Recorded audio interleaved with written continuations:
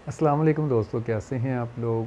Welcome to my channel. आज की इस वीडियो में हम बात करेंगे इसाक डार साहब के बारे में। इसाक डार साहब वज़ीर ख़ज़ाना माशाल्लाह से पाकिस्तान के लग चुके हैं, जो कि मेरे ख़्याल में 5-6 साल से ग़ालिबन इश्तिहारी थे और मफ़रूर थे पाकिस्तान से। हम इस पे बात नहीं करते कि वो पाकिस्तान कैसे आए, क्या उनकी कौन से अदालत से उनको रिलीफ़ मिला, जो उन पे केसेस सच्चे थे या झूठे, वो एक अलग मैटर है। मैं आपको ना एक दरमियानी सी बात समझाना चाह रहा था कि ये जो महंगाई का दौर चल रहा है ना, महंगाई तो हुई है, आपको सबको पता है, खान के दौर में भी थी, शहबाज शरीफ साहब के दौर में भी है, लेकिन इसको ना आर्ज़ी तौर पर ज़्यादा किया गया था, कुछ अरसा के लिए। तकरीबन आप लगा लें कि 1 महीने से ना हम ₹20 पेट्रोल महँगा ले रहे हैं और ₹20 ही डॉलर हमारा आलमी मार्केट से महँगा चल रहा है। ये क्यों किया गया? इसकी एक वजह थी कि जब इसहाक डार साहब एक पूरा प्लान करते हैं ना ये लोग, तो जब डार साहब पाकिस्तान वापस आएँगे तो आते ही डॉलर की कीमत को गिराएँगे और तेल की और पेट्रोल मसनूआत की कीमतों में कमी करेंगे, तो उनकी रेपुटेशन अच्छी हो जाएगी।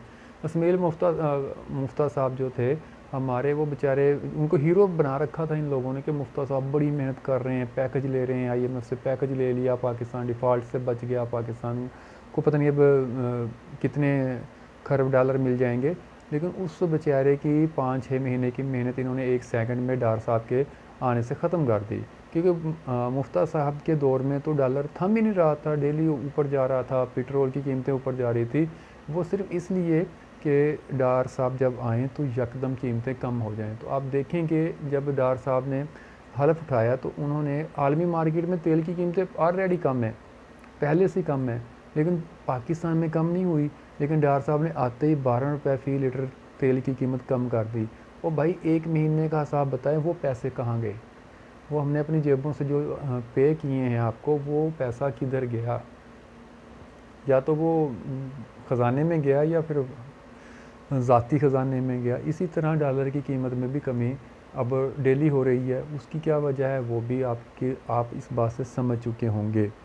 तो ये मसनूई जो महंगाई की गई थी, ये वो जो पैसा इकट्ठा किया गया था, ये अब पता नहीं कौन से रिलीफ़ फ़ंड में जाएगा। दूसरी बात ये कहनी थी कि आप में से जो लोग सिंध का चक्कर लगाएँ, तो आपको पता चलेगा कि ये जो पिछले 1 महीने से हमारा जो वज़ीर-ए-आज़म साहब और अब सारी काबीना पूरी दुनिया से अमदाद तलब कर रही है, अमदाद ले रही है, तो वो वहाँ पे ख़र्च कहाँ पे हो रही है?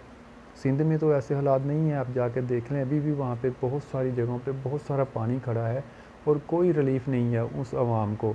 वो ही हैं जो NGOज़ काम कर रही हैं, जो इमदाद हम इकट्ठी करके भेजते हैं, आम लोग जो भेज रहे हैं, वो इमदाद उन तक पहुँच रही है और वो कितनी कर लेंगे, बहुत कलील है।